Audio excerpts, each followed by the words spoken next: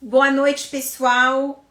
Vamos começar mais uma live da Clínica Fenquer com a grande alegria da participação do Dr. Leandro Faustino, cirurgião plástico, que vai nos começar a presentear, na verdade, com uma apresentação muito legal e um bate-papo bacana sobre a união ou a possibilidade de união da cirurgia plástica e da ginecologia. Então, o Dr. Leandro é um grande amigo, vou esperar ele entrar aqui um pouquinho para a gente poder mandar o convite. Deixa eu só dar uma olhadinha se ele já tá por aqui. O meu super fã, Dr. Rodrigo, já entrou também. Obrigada, Rodrigo, também. Fico muito feliz com as suas mensagens assim. E são recíprocas.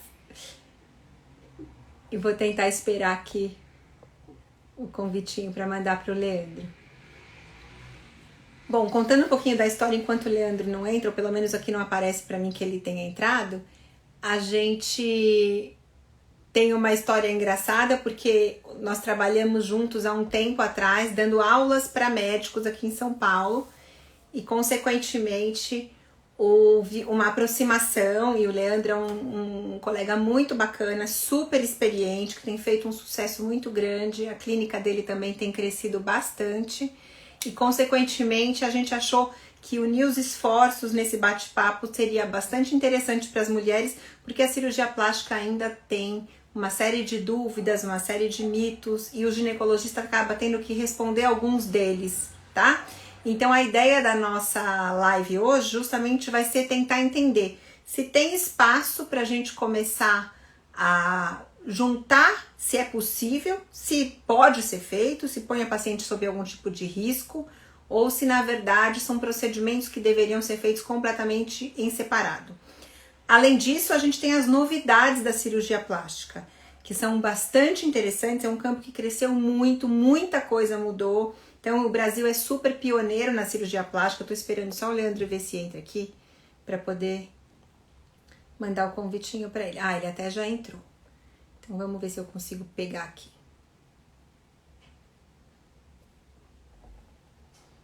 Pronto, enviar solicitar ele, vamos ver se ele já entra. Então a cirurgia... Oi, Leandro, pronto. Oi, Flávia, tudo bem? Tudo bom? E aí, tudo Tudo jóia. jóia? Tudo bem por aqui. Eu estava tentando contar um pouquinho de como nos conhecemos. Não sei se você chegou a Legal. acompanhar. Então, eu estava contando que a gente dando as aulas para os médicos, Pois acabou é. tendo uma aproximação, porque, na verdade, acabavam sendo temas, às vezes, até complementares. E aí, na vida, depois as coisas acabaram acontecendo de uma maneira interessante. Acho que é Sim, um prazer falar que eu fiz o parto do filhote do Leandro, do um querido prazer Otávio, enorme, um prazer enorme. que tem a foto mais bonita do painel lá do consultório. Faz um sucesso absurdo. Que bom, que bom. Tá aqui, pulando aqui, correndo, dando trabalho, graças a Traz Deus. ele para o pessoal dar um oi depois, se você quiser. É uma Tá, delícia. Ele é a no coisa mais final a linda do gente, mundo. no final ele participa um pouquinho aqui com a gente. Sem dúvida. E a esposa do Leandro, a Laís, também é uma querida, uma super anestesista. E eu imagino que deve ser uma glória vocês poderem trabalhar juntos de vez em quando, né, Leandro? Ah, é muito bom, viu? A gente se entende bem, né? Então isso facilita bastante. Então, pode ser muito ruim, pode ser muito bom, né? No nosso caso, graças a Deus, tá Tudo indo muito funciona bem. bem. Ai, que bom. Pois Parabéns é. aí e parabéns publicamente pelo sucesso que a gente vem acompanhando e, Ah, na muito obrigado. verdade, vocês têm brilhado bastante. Não Bom, sou só Leandro, eu, né? Parabéns para você também, né? Da clínica crescendo, o Instagram, vejo suas participações na televisão, também tá voando, né? O doutorado, né? O que é uma coisa a gente não, sabe que não é fácil, né? mas traz bastante Parabéns. satisfação, né? Bom, então, É. em nome da Fenquer, em meu nome, muitíssimo obrigada por aceitar o convite. A gente está Imagina. numa altura do ano aí em que às vezes as lives já estão assim, até as pessoas cansando, mas essa eu tenho certeza que vai ser um assunto diferente. Eu falei, no meio do Outubro Rosa, a gente até pode depois falar um pouquinho de cirurgias plásticas reparadoras para câncer de mama e tudo, mas o Sim. intuito da nossa conversa não é esse. Na Uhum. verdade, eu acho que a ideia é a gente tentar trazer um pouquinho para o universo feminino as possibilidades de união entre a ginecologia e a cirurgia plástica. Tem algumas áreas que estão sendo de bastante interesse comuns e também para as pacientes que estão bastante afeitas e acostumadas com os bate-papos ultra ginecológicos, saber o que tem de novo na cirurgia plástica, porque eu sei que você é uma pessoa que está super, super antenada aí e trazendo sempre muita novidade, muita coisa legal. Então eu vou abrir o espaço para você contar um pouquinho. Acho que se a gente começar com as novidades, vai ser até mais legal para ir aquecendo. Depois você abriu uma caixinha de perguntas, né, que eu vi. Eu espero que tenham várias, e aí a gente vai conversando. Muito bem. Então conta pra gente. Bom, eu acho que de novidades, a cirurgia plástica ela caminha também como as outras especialidades, no sentido de ser tudo menos invasivo, né? Então, cada vez menos a ideia do cirurgião é afastar a pessoa das suas atividades. Então, toda a tecnologia que vem surgindo é para a pessoa poder fazer aquela cirurgia e, primeiro, não ter tanta cicatriz, segundo, não ter tanta dor, não ter tanto hematoma, e conseguir voltar mais cedo para as suas atividades, né? Então, isso vem acontecendo em diversas áreas dentro da cirurgia plástica.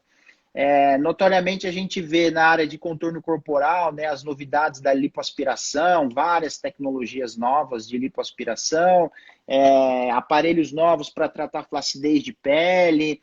E de umas décadas para cá, vem também, aí entra até a cirurgia íntima, né? Que entra os aparelhos de laser, que também têm sido usados para diversos tipos de cirurgias íntimas, linfoplastias, tem o rejuvenescimento vaginal, né?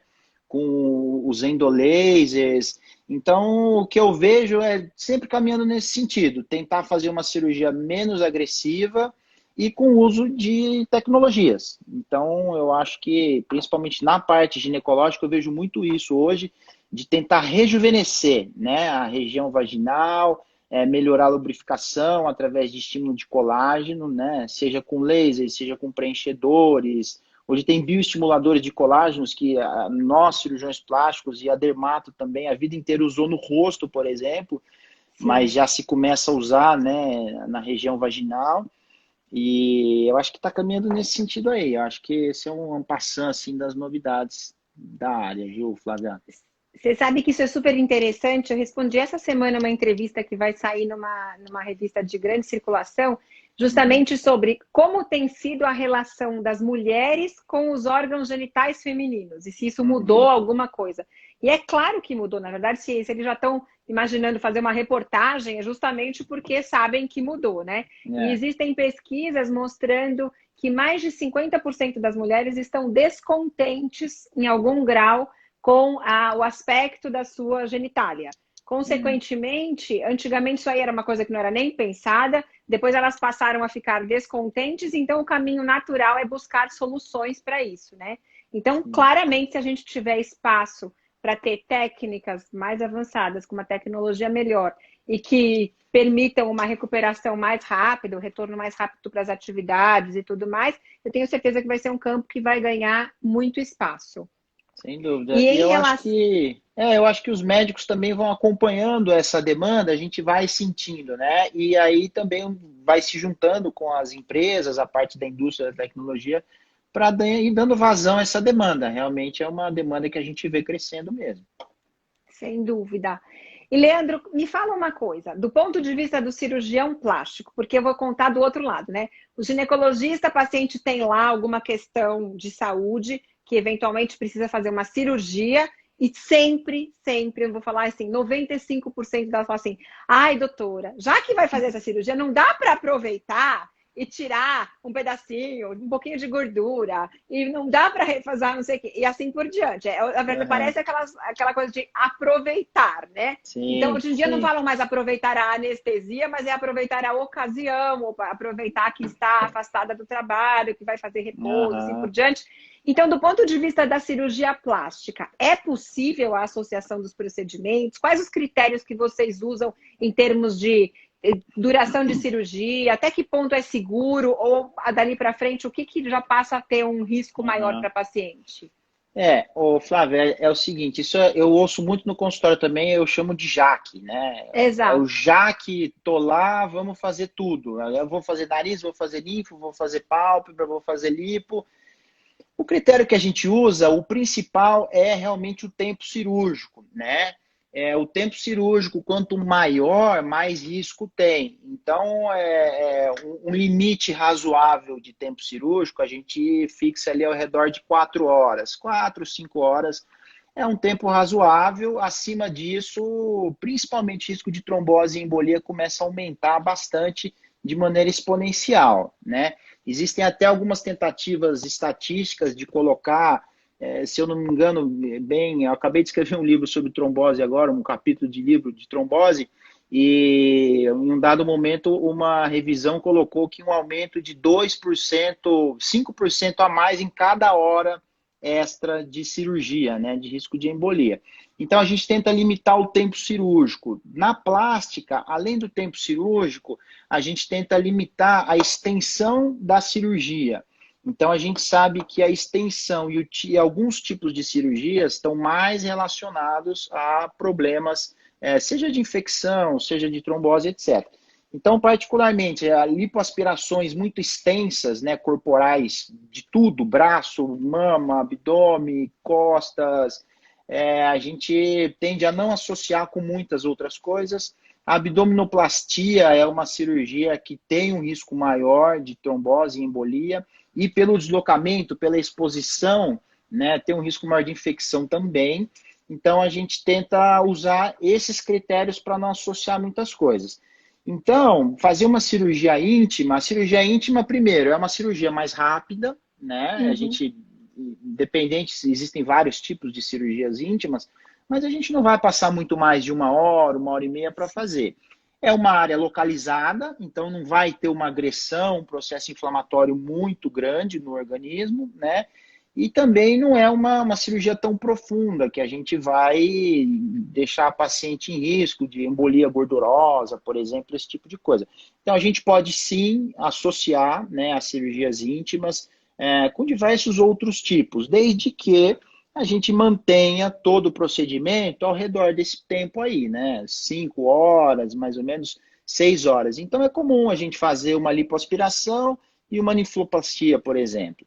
Ou fazendo a lipoaspiração, a gente já tem a gordura na mão aspirada, a gente pode fazer uma enxertia de grandes lábios, né? Que é para dar um pouco mais de volume para a região vaginal. Então, a gente pode sim fazer essas associações tranquilamente. Ótimo. E tem algum tipo de associação que não se deve fazer, exceto em relação ao tempo cirúrgico? Mas, por exemplo, não vale a pena, por exemplo, para o pós-operatório. Muitas mulheres acabam nos perguntando, né? Ah, mas tudo bem se eu fizer, por exemplo, mama e abdômen, sei lá, vamos supor, tem filho pequeno, depois não vai poder nem carregar e nem vai ficar extremamente limitado. Quais são as associações mais complicadas do ponto de vista de pós-operatório, na tua opinião? Olha, eu acho que são quando você mexe em segmentos diferentes, né? Então, por exemplo, você fazer algo corporal e facial. Tá. Então, eu acho muito complicado. Acho melhor sempre separar. Então, você faz a mama e o seu abdômen, depois você faz o nariz e o rosto, por exemplo, né? E também cirurgias que vão te complicar na questão da lateralidade, né? Ou seja, você faz um enxerto de gordura no glúteo, então você vai ter que ficar o máximo de tempo de lado ou de bruços, e ao mesmo tempo você faz um enxerto de glúteo que você não pode ficar deitada de costas, e aí você faz uma cirurgia de mama que você não pode ficar deitada de frente, entendeu? Vai ter que acabar Então, dormindo em pé. então, aí nessa questão do pós, de onde você pode deitar ou como você pode dormir, isso eu acho que tem que entrar na equação aí para indicar as combinações, sabe?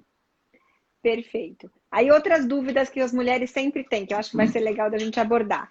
A relação, qual é a orientação que vocês dão em relação ao uso de anticoncepcional enquanto a mulher está na idade reprodutiva, ou eventualmente até de terapia de reposição hormonal para quem já está na pós-menopausa, e as cirurgias? Vocês pedem que pare antes, pode manter a terapia, porque, na verdade, algumas delas acabam tendo problemas, a gente sabe da linhagem, da parte dos eventos tromboembólicos, mas ou também tem a ver com a questão do tempo cirúrgico, da dimensão da cirurgia a ser feita em relação a esse tipo de orientação.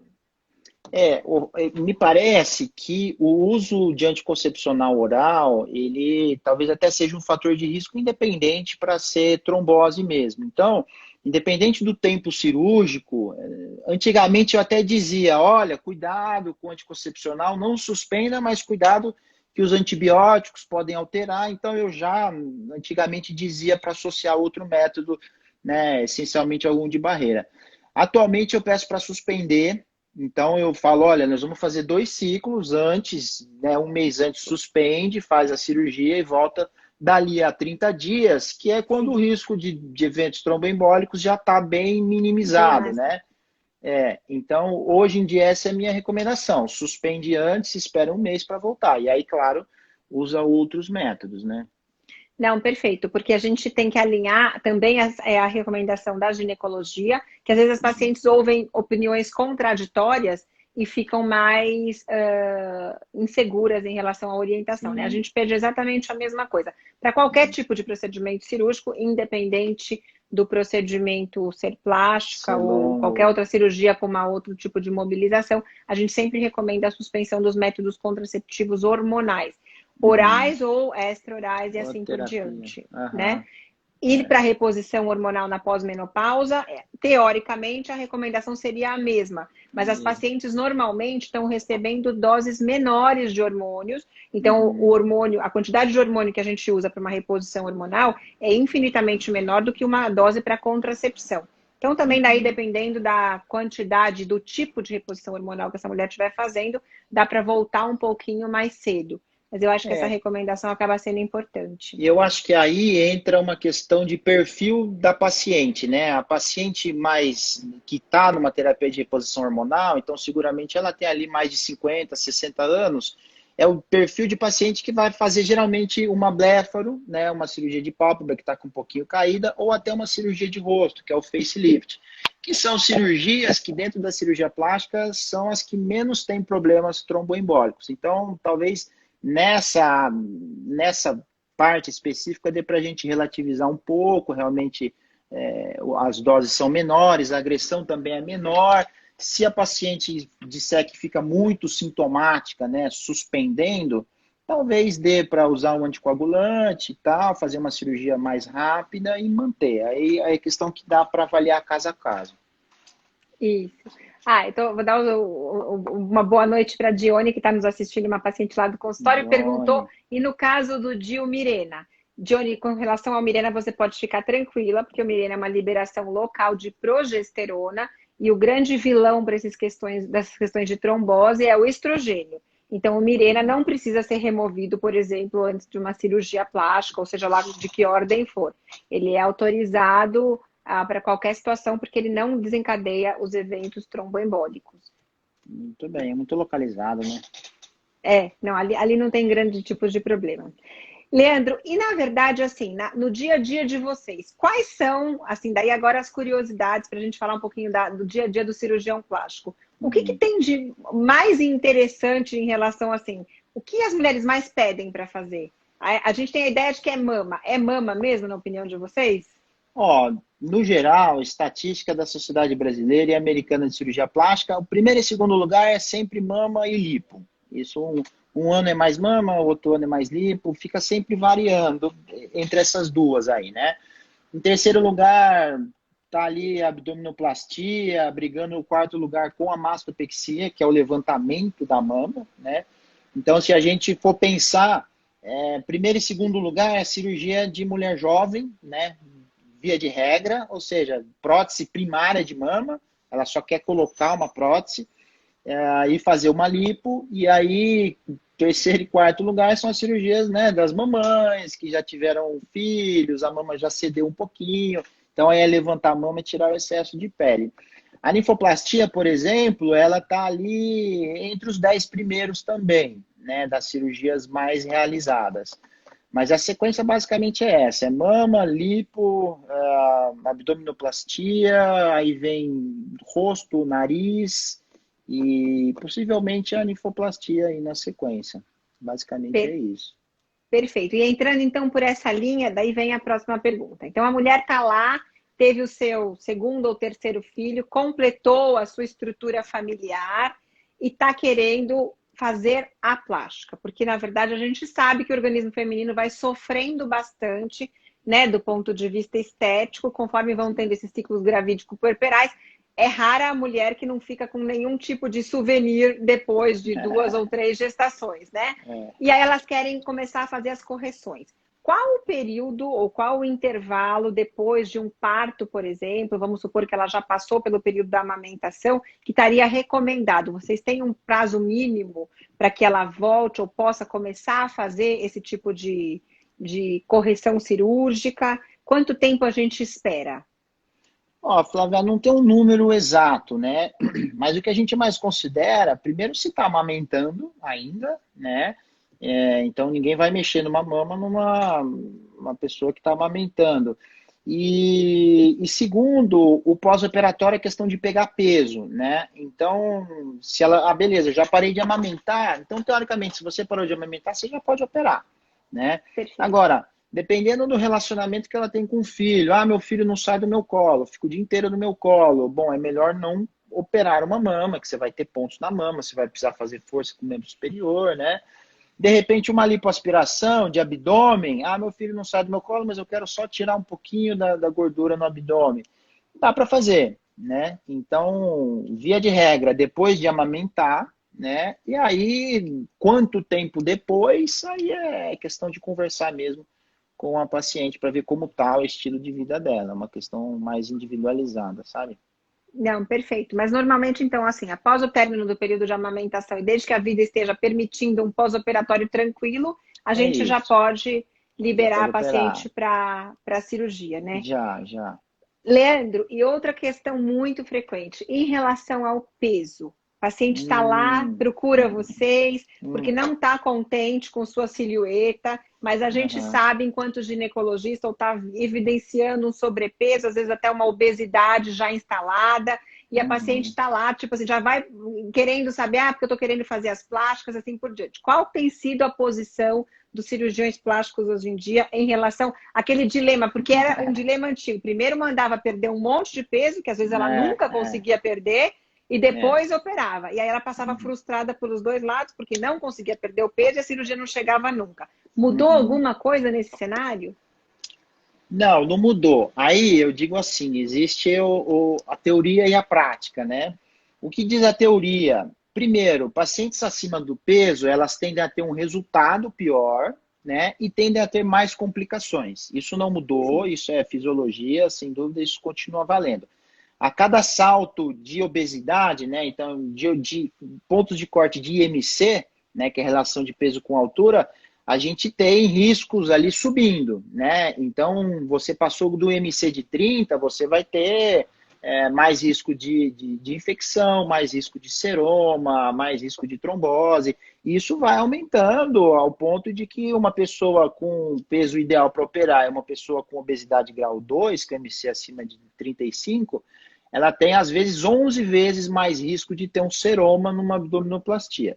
Então, isso é fato, isso são dados incontestáveis, né?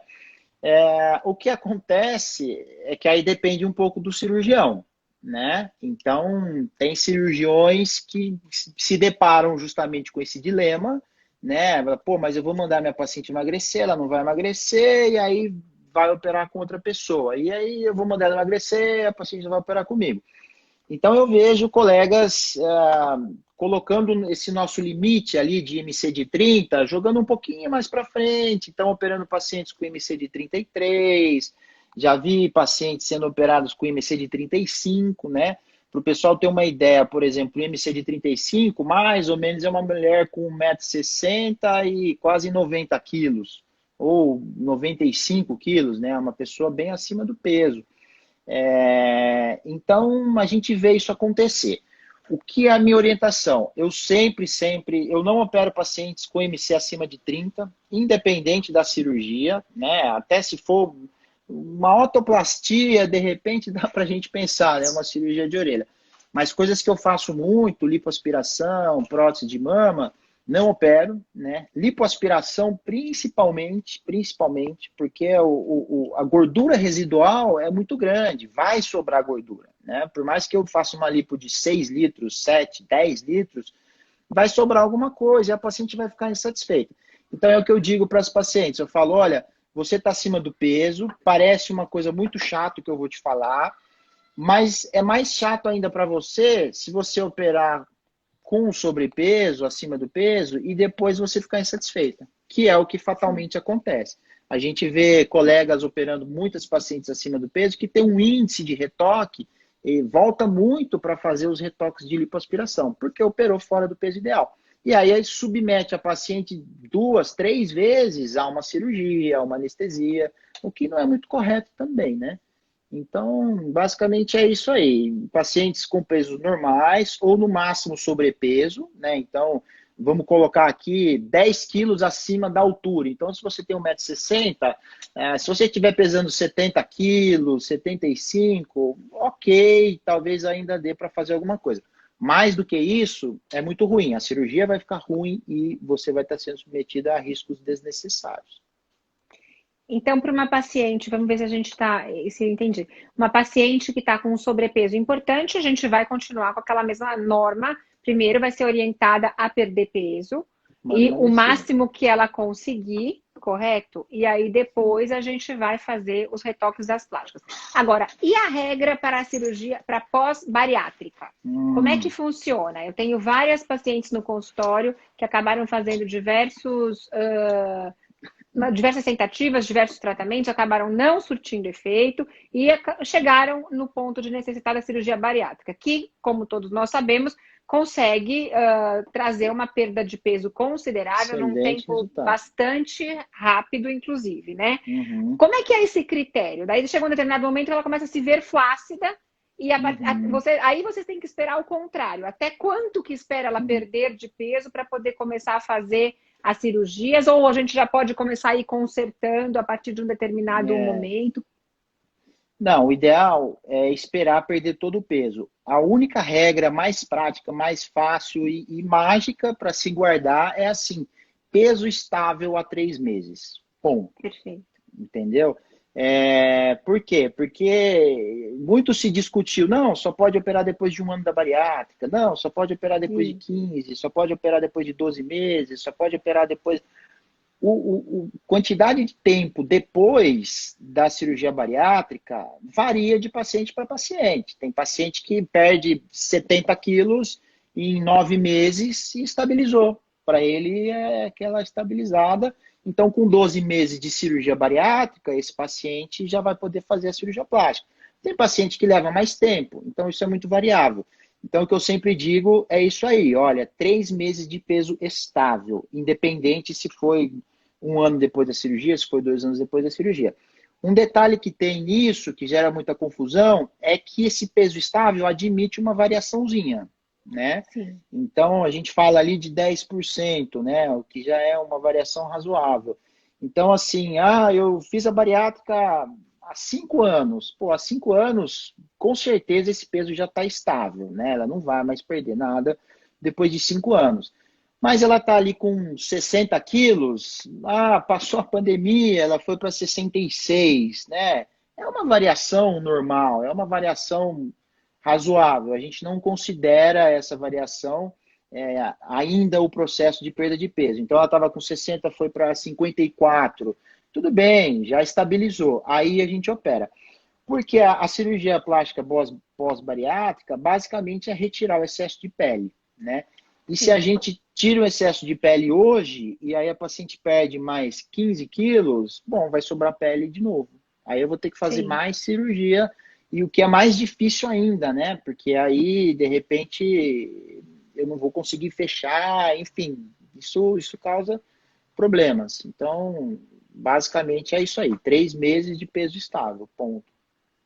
Perfeito. Bom, e aí, em relação ao pós-operatório da maioria dessas cirurgias, a última pergunta dessas gerais, que antes da gente entrar no assunto lá do Outubro Rosa, como é que a gente tem em relação às orientações do pós-operatório para vocês, a retomada das atividades? Por exemplo, nessa ligação que a gente está fazendo com a ginecologia, vamos supor, o paciente fez uma das cirurgias mais comuns que a gente tem na ginecologia, uma laparoscopia, por exemplo, uma esterectomia, uma esterectomia, alguma coisa dessas, associou um procedimento plástico, porque na visão do cirurgião plástico isso era possível pelo tempo cirúrgico e tal, e aí ela vai ter um período de pós-operatório. Então, do ponto de vista geral, em quanto tempo ela vai estar liberada para a vida mais ou menos normal, retomar a atividade física e assim por diante? Ó, isso é bem complexo, porque as cirurgias são muito diferentes, né? Sim, Mas, por exemplo, em média, atividade física, pode botar 30 dias, perfeito. né? É claro que, na verdade, todas as cirurgias que eu faço, depois de 30 dias, a pessoa pode voltar para atividade física. Lipoaspiração, ali com 15, 20 dias, tranquilo de voltar. Né? Cirurgias que envolvem colocação de prótese mamária, que a gente precisa cicatrizar bem por dentro, para não deslocar prótese, não abrir ponto, 40 dias, né? Demora um pouquinho mais. Então, isso varia um pouquinho. Atividade física. Na questão do retorno ao trabalho, né? Eu senti muito isso na questão da pandemia. Eu tive que refazer, né? Eu tenho algumas orientações que eu passo, porque eu comecei a ver que assim as pessoas estão trabalhando, elas abrem o computador e trabalham, né? De casa. Sim, Então, quanto tempo eu preciso ficar afastada do trabalho? Olha, 3, 4 dias, né? Só para você descansar da cirurgia, porque com 3 dias, não importa a quantidade de pontos que você tiver, se você quiser abrir um computador, fazer uma chamada com o seu cliente, com o seu chefe, dá para fazer, né? O que sim. não é legal é você se deslocar, né? Então, eu faço vendas direto com o cliente, visito 10 clientes por dia de carro. Vai fazer uma mama, então é melhor você se afastar pelo menos 14 dias, Perfeito. entendeu?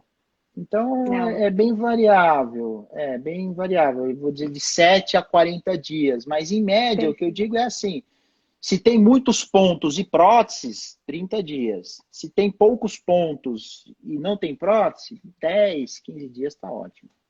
Ah, maravilha, porque todo mundo precisa se programar, né? Vou Sim. pegar algumas dúvidas que a gente está aqui. Então, o Igor tinha perguntado se a paciente fizesse reposição hormonal com isoflavona, se também precisava suspender. Sim, a regra é a mesma, Igor. A gente pede a suspensão de toda a reposição hormonal Uhum. pré-cirúrgica e a isoflavona não é exceção a essa regra. Aí, Leandro, tem umas para você aqui, olha. Dora, fiz lipo a laser há 1 ano e com quanto tempo posso fazer a lipo em HD? Aliás, o que é uma lipo em HD? Me desculpa. Sim, bom, o ideal é que você, Eudora, espere o resultado final da sua lipo laser. Isso, qualquer lipo, geralmente a gente diz 6 meses o resultado final, para que o abdômen, cintura, etc., né, desinche. Então, eu sempre falo isso para meus pacientes, que as pacientes são bastante ansiosas, viu, Flávio? Eu não sei como é Sim. que é a sua prática, mas eu tenho paciente que com 5 dias de cirurgia já fala, nossa, mas eu não sabia que ia ficar assim, tão feio. Pois é, mas né, tá muito cedo ainda, calma. A cirurgia, quanto mais velha, melhor, né? Então, assim, com 1 mês de cirurgia, já perdeu aí 50% do inchaço. O resto vai perder em 6 meses, demora mesmo. Então, vai secando, né? Vai desinchando conforme o tempo vai passando. Então, depois de 6 meses, quiser fazer uma HD, beleza. Essa limpo HD, na verdade, é um conceito de 2007 para cá, relativamente novo, que é aquela história de desenhar os gominhos do Sim. abdômen. Né? É claro que tem níveis e níveis. Então a gente fala, nossa, vou desenhar os gominhos, tem gente que já torce a cara, né? Fala, meu Deus, isso é muito artificial e tal. Mas é um conceito interessante na medida em que você tira a gordura de maneira seletiva, ou seja, na borda do músculo, você tira um pouquinho mais de gordura do que em cima do músculo. E aí, com isso, você dá uma desenhada no abdômen. Em termos estéticos, em termos de contorno corporal, na minha opinião, é uma ideia sensacional, né? É um conceito novo que se tem. Basicamente, a diferença é a lipo tradicional, ela seca o abdômen e a lipo HD define o abdômen. É mais ou menos isso. E apesar de ser uma coisa que tem já alguns anos, mais de uma década, esse ano deu uma explodida, né? Então, tenho sido muito procurado por canais de comunicação e tal, perguntando de lipo HD, e tal. Então, é uma coisa moderna, né? Ah, sem dúvida. Tudo que for para embelezar, né? Se estiver dentro Pois dos é, padrões de segurança, vale a pena. Segurança, a principal crítica que eu faço é essa, segurança e bom senso, né? A gente tem visto aí umas lipos HD que a coisa tá saindo um pouquinho do bom senso, mas o que sai do bom senso uma hora volta, né? Acredito nisso, tenho fé. Sem dúvida. Temos uma outra pergunta aqui em relação ao uso de creme vaginal com estradiol e a suspensão no pré-operatório. Bom, normalmente as doses de estradiol para vagina são mais baixas e visam exclusivamente a manutenção ali do tônus, a lubrificação das camadas celulares na mucosa vaginal. Então, não há grande prejuízo se você suspender por alguns dias, porque tem um efeito residual bastante interessante. Então, teoricamente, claro, ninguém vai para o hospital usando um creme com estradiol vaginal, ainda mais se a cirurgia, por acaso, for na região genital. Em absoluto vai ser utilizado.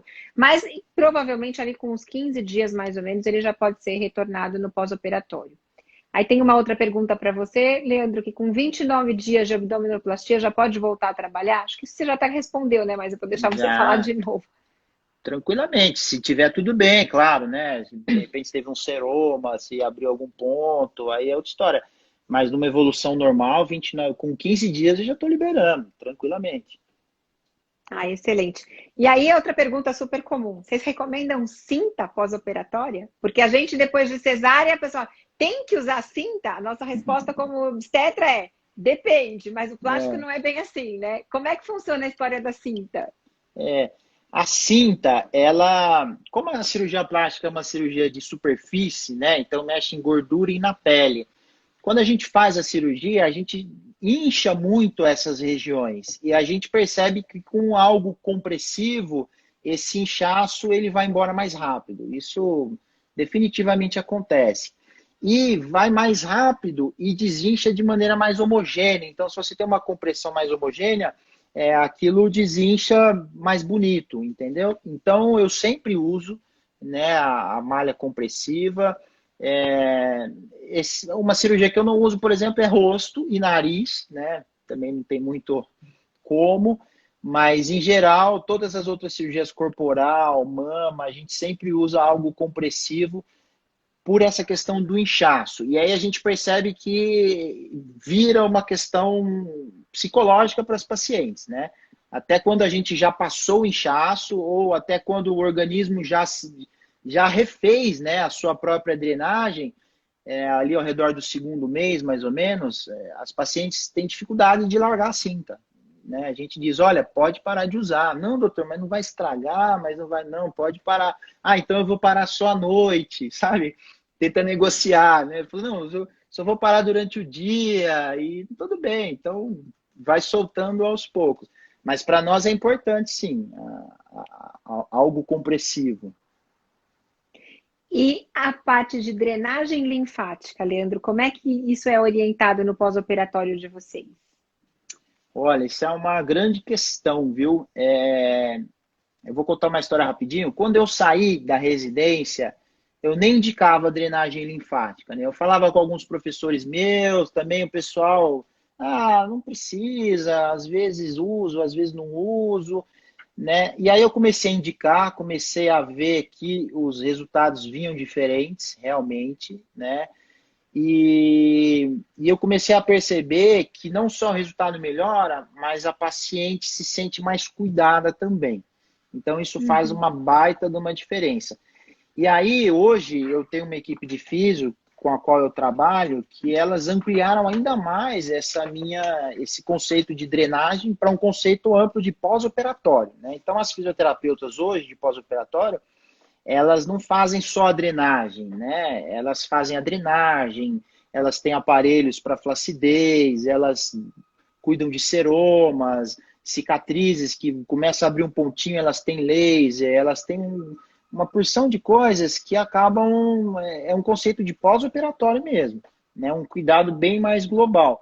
E hoje a gente faz essas drenagens, eu começo no intraoperatório, ou seja, a paciente antes de sair da anestesia, a gente tem uns tapings compressivos, são fitas adesivas compressivas, depois eu até posso mostrar alguns resultados, que impressionam, assim, onde você coloca o taping não fica roxo e onde não tem, no limite do taping, forma algum tipo de hematoma. Então, a gente já começa a fazer isso. Então, os pacientes me perguntam, quando eu posso começar a drenagem? Eu digo, olha, a sua drenagem vai começar antes de você acordar, né? Que a gente Ai, já que bacana. começa a fazer isso daí. Tem trabalhos também que mostram, até trabalhos com histologia, etc., que mostram que isso funciona.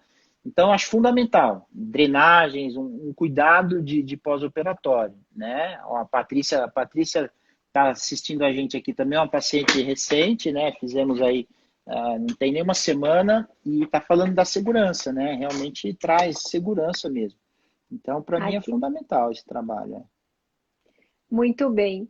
E Leandro, em relação à questão da mama, que esse mês não tem como a gente deixar de falar da mama, né? Outubro Uhum, Rosa, a gente tem sim. que homenagear todas essas mulheres, que na verdade não são poucas, a gente sabe que a estatística fala que uma em cada 8 mulheres ao longo de sua vida deve ter um câncer de mama, então é muito alto, 12,5% da população feminina, se a gente tiver a expectativa de vida plena da mulher, que seria em torno de agora de 76 a 80 anos de idade, dependendo da região do nosso país. Uhum, Consequentemente, a gente tem uma gama enorme de mulheres que nesses cânceres de mama vão acabar sendo operadas e vão precisar depois fazer uma reconstrução ou merecer fazer uma reconstrução justamente para restaurar a qualidade de vida. Se a gente tiver o diagnóstico precoce do câncer de mama, a gente sabe que a gente tem uma chance de cura de cerca de 95%, então é super elevada, expressiva e não pode ser perdida essa chance,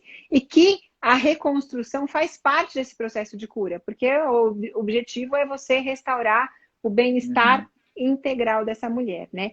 Então explica um pouquinho para elas como é que funciona essa reconstrução mamária em relação ao tempo de as técnicas que têm sido mais utilizadas. Depois eu posso contar alguns episódios de consultório para a gente trocar uma ideia nesse sentido nesse mês. Uhum.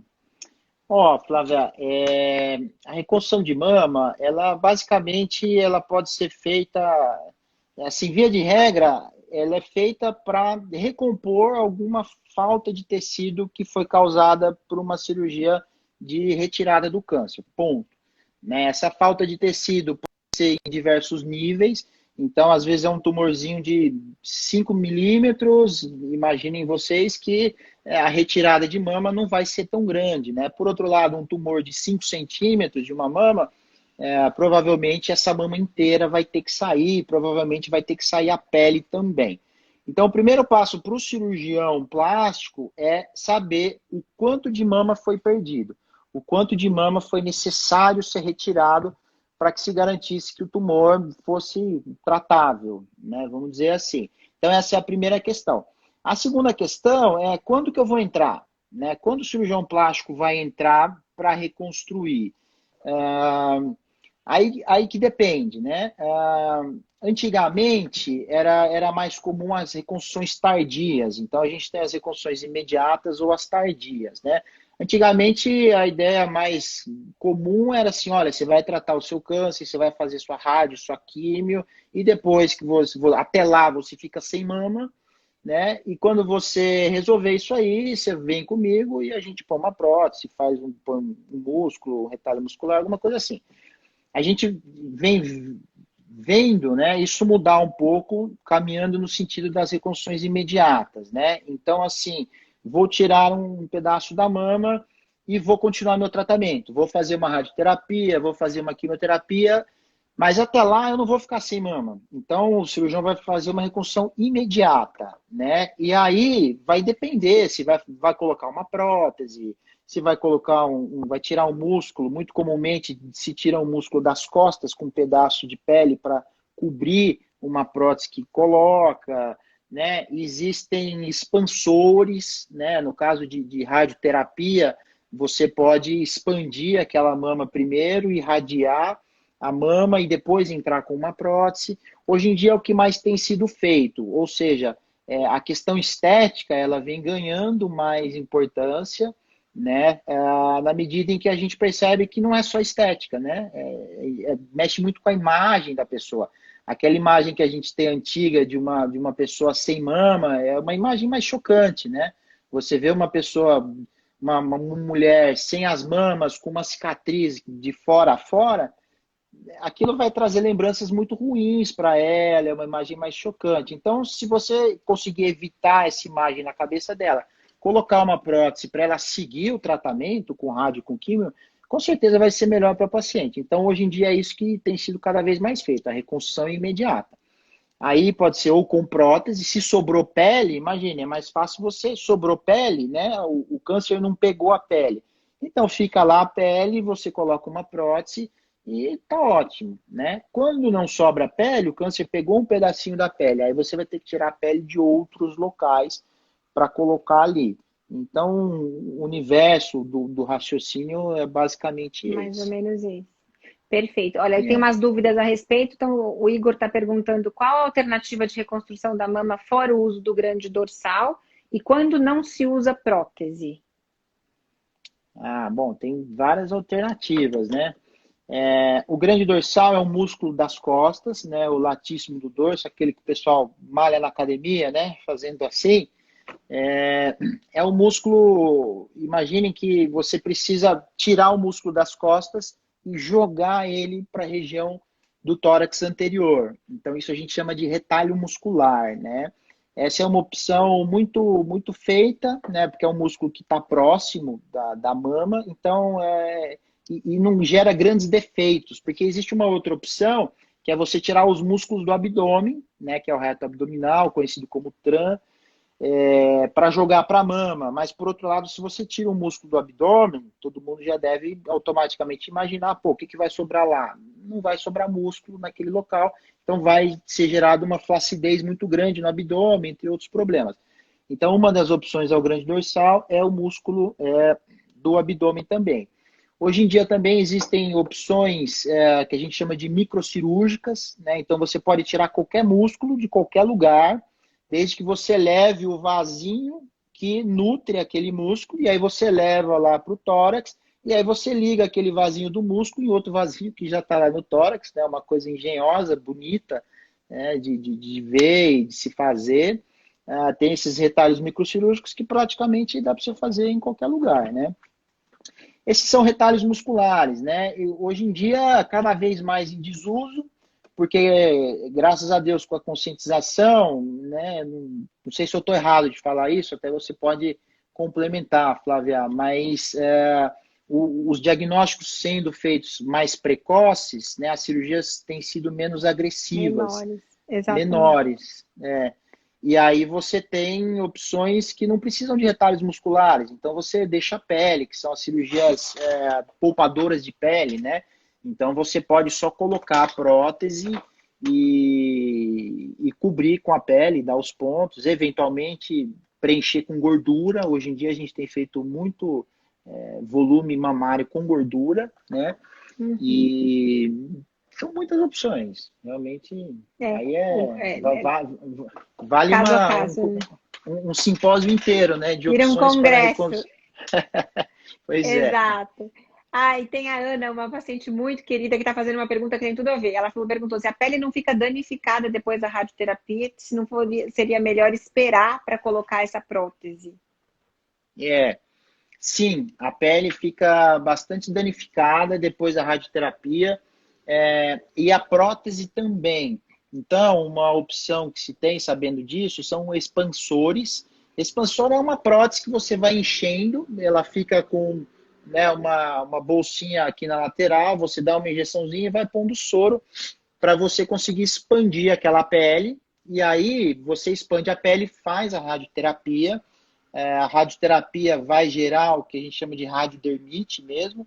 A pele ela fica mais endurecida, ela não fica mais tão elástica, e a prótese é danificada. Realmente tem contratura, essas próteses sofrem, perdem o formato, só que aí é o expansor. Então a ideia é você colocar o expansor, você deixa aquilo lá temporariamente, irradia aquela mama, resolveu, beleza, então vamos botar a prótese. Aí tira o expansor e põe a prótese em definitivo, entendeu?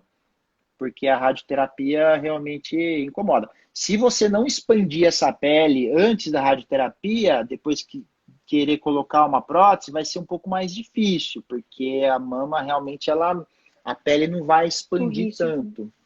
Sem dúvida. É. E aí tem uma outra pergunta que, na verdade, tem a ver com mama, mas talvez para uma orientação geral. Uma paciente que está falando que fez a cirurgia de redução de mama e teve um queloide na cicatriz. Se na outra cirurgia tem possibilidade de ter novamente queloides. Queloides costumam recidivar. O que a gente pode fazer para ajudar a cicatrização, do ponto de vista plástico? Olha, muita coisa. A primeira questão aí é que sim, o queloide pode voltar e ele volta bastante. O queloide é um negócio chato. Mas o que eu sempre falo para as pacientes é que a grande maioria das cicatrizes feias não são queloides, né? São cicatrizes alargadas, são cicatrizes hipertróficas, são cicatrizes afundadas, são cicatrizes escuras, pigmentadas, né? Porque via de regra, o queloide é uma cicatriz muito feia. Então, toda cicatriz que não fica legal, as pacientes acham que é queloide. Por quê? Qual que é a diferença? Porque o queloide volta sim, o queloide é muito chato, ele tem uma chance de recidiva muito alta, e as outras não, né? Uma cicatriz que alargou, é só você ir lá corrigir, fecha bonitinho, a chance de voltar é muito pequena. Cicatrizes afundadas, você vai lá, corrige, põe uma gordurinha de enxerto, a chance de voltar é muito pequena. Agora, o queloide em si mesmo, aí existem vários tratamentos, né? Basicamente, não é só ir lá e tirar, porque aí ele vai voltar mesmo, né?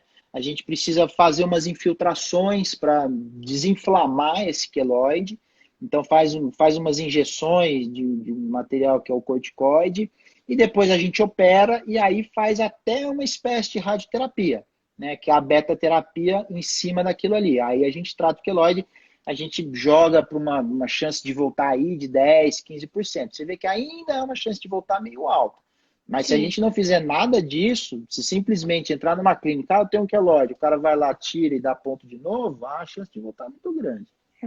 É genético, Leandro? Tem bastante, extremamente genético, então famílias inteiras que tem, é o irmão, a irmã, a tia, o pai, e a gente vê essa parte genética nas populações, né? Então, populações negros, asiáticos, tem muito mais tendência a ter os queloides, sim. Então, para uma mulher geral que vai fazer uma cirurgia, vamos supor, uma cirurgia ginecológica, vocês nem estão participando.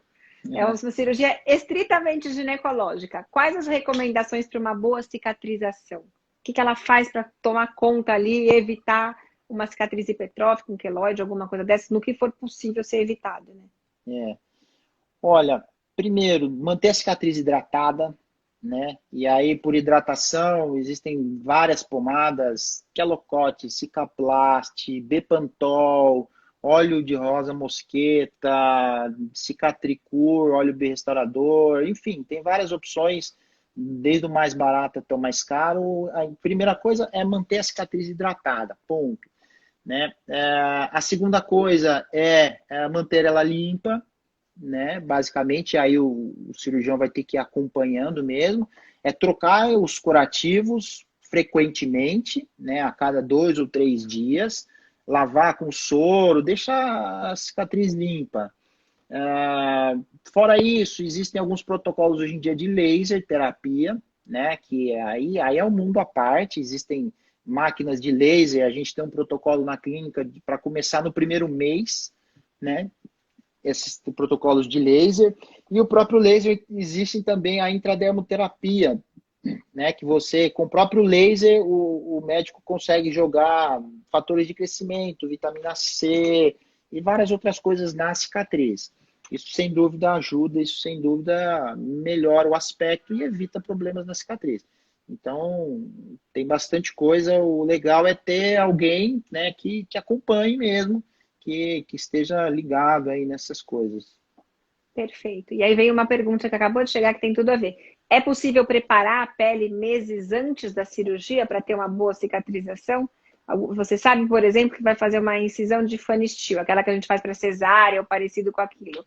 Tem algo que a gente possa orientar a paciente a fazer antes para melhorar a cicatrização no pós-operatório? Isso é muito discutível, viu? Passar o óleo antes não acho que ajuda. O que eu acho que ajuda é você ter uma pele saudável, né? Então, você se alimentar bem, você usar hidratante de maneira frequente, não estar utilizando nenhum remédio que seca a pele, né? Então é muito comum aquele tratamento para espinhas, né? Com a isotretinoína, que é o Rakutan, aquilo seca a pele de maneira violenta, né? Então, cicatrizes grandes com Rakutan, aí eu acho que tem que suspender mesmo, não dá certo. Agora, especificamente, não acho que tenha assim nada tão bom que você possa fazer. É manter a pele hidratada e produzir colágeno, né? Ou seja, ingerir vitamina C, né? Eventualmente ingerir colágeno hidrolisado, né? Dizem os entendidos que funciona, eu também não estou tão a fundo nessa questão do colágeno hidrolisado, mas talvez seja uma coisa interessante a se fazer antes da cirurgia. Perfeito. Leandro, a gente vai terminar em 2 minutinhos, vai acabar caindo, então eu vou deixar esses minutinhos finais para você fazer suas considerações, se quiser trazer o Otávio e assim por diante. Cadê o Otávio? Tem que falar com a Laís lá, se ela estiver ouvindo. Bom, não, eu queria agradecer demais o convite para participar. Para mim é uma honra de verdade, né? Quando a gente se conheceu, eu era aluno, né, da faculdade e a gente veio trabalhando. E aí a Flávia aqui, ó, trouxe essa Olha lá fera o aqui ao príncipe. mundo. Ai, que coisa linda. Olha aí, filho, ó. Olha, ela tá falando aqui, ó. Fala oi pra ela. Tem um monte de gente te assistindo ali, ó. Fala. Agora não quer falar, tá vendo? Tá vendo no vídeo lá? E é isso. E aí ele trouxe, a Flávia trouxe o Otávio pro mundo, né, filho? Você lembra dela? Ela é aquela do vídeo, que quando você nasceu, sabia? Né? E tenho a agradecer, muito obrigado pelo Eu que convite. Espero ter agradeço. contribuído com alguma informação.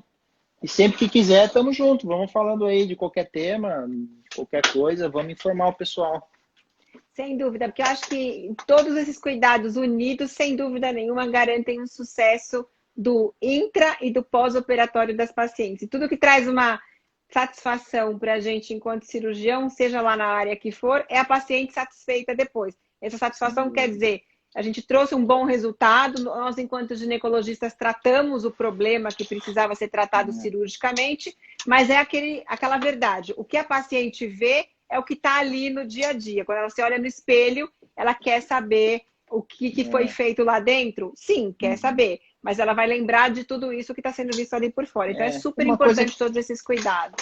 Uma coisa que une todas as especialidades, independente de qual for, é o cuidado, né? Eu acho que a paciente se sentindo cuidada, né? Eu acho que é isso que é importante, mesmo ela vendo o resultado ou não, né? Então, eu acho que isso é importante mesmo.